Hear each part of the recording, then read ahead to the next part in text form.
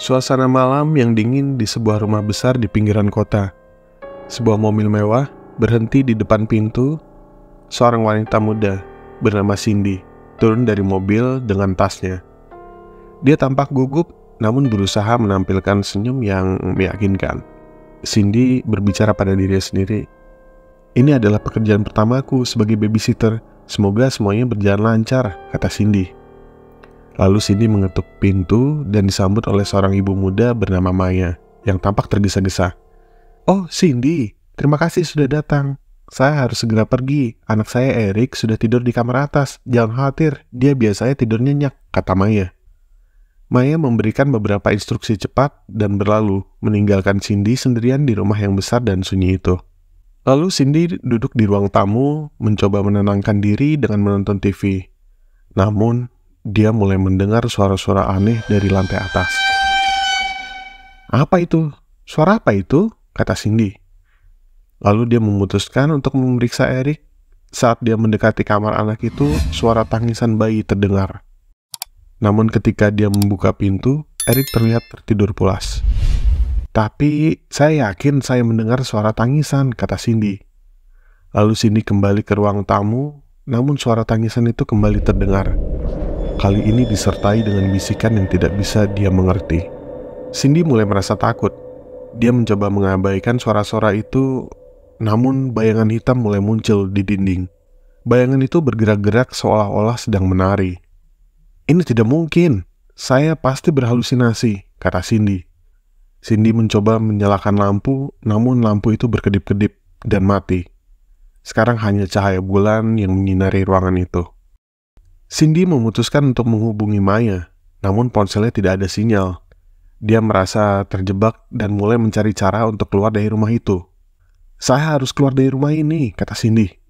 Saat dia berlari menuju pintu depan, dia melihat foto-foto di dinding. Foto-foto itu menunjukkan keluarga yang bahagia. Namun ada satu foto yang membuatnya berhenti. Foto itu menunjukkan Maya, Eric, dan seorang babysitter lain yang tampak persis seperti dirinya. "Tapi siapa itu?" kata Cindy. Dia mendengar suara langkah kaki di belakangnya dan berbalik, hanya untuk melihat bayangan hitam yang sekarang memiliki bentuk manusia. Bayangan itu berbicara dengan suara yang dalam dan menyeramkan. "Kamu tidak seharusnya di sini. Kamu tidak seharusnya menggantikan saya," kata bayangan tersebut.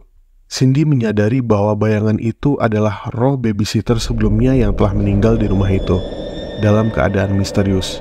"Apa yang terjadi padamu?" kata Cindy. "Saya diabaikan, dilupakan, dan akhirnya meninggal.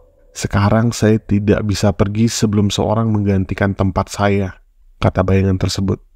Cindy tahu dia harus bertahan hingga Maya kembali. Dia menggunakan cara untuk menghindari bayangan itu. Dia berlari dari satu ruangan ke ruangan lain untuk mencoba menemukan tempat untuk bersembunyi.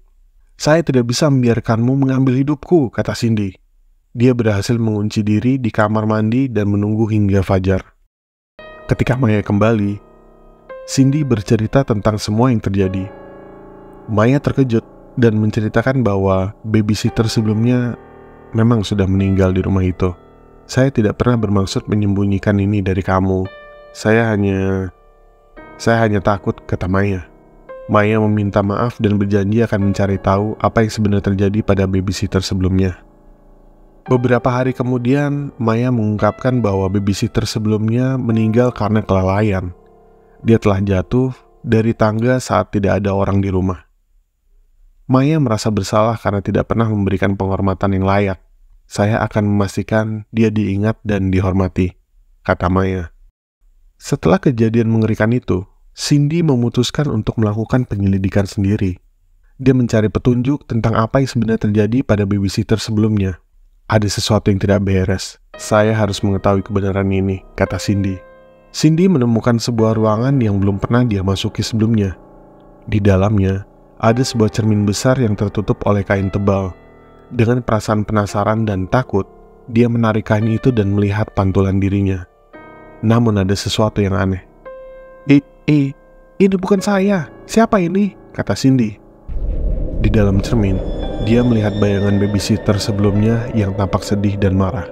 Bayangan di cermin mulai berbicara, suaranya terdengar jelas dan nyata. Saya adalah AC. Saya tidak meninggal karena kecelakaan. Saya dibunuh, kata bayangan tersebut. Cindy terkejut mendengar pengakuan itu.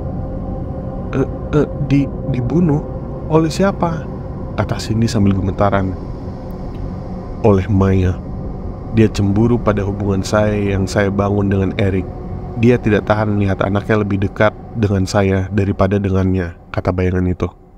Cindy menghadapi Maya dengan penemuan barunya. Maya tampak terkejut dan ketakutan.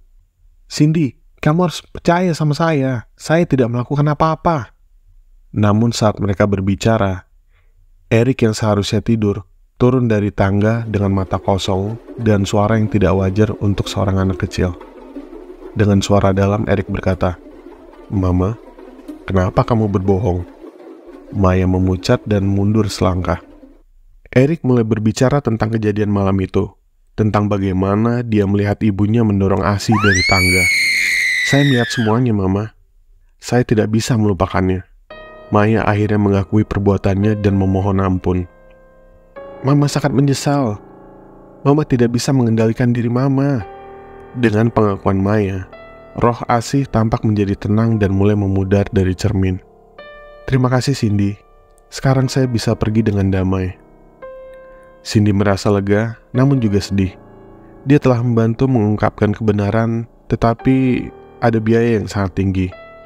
Beberapa hari kemudian, Cindy menerima surat dari Maya yang ditulis dari penjara.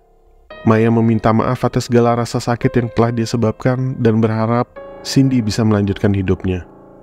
Saya harap Eric bisa menemukan kedamaian juga, kata Cindy. Lalu Cindy memutuskan untuk meninggalkan rumah itu, mencari awal yang baru, jauh dari kenangan pahit yang telah terjadi. Namun, di dalam hatinya, dia tahu bahwa beberapa misteri lebih baik tidak terungkap.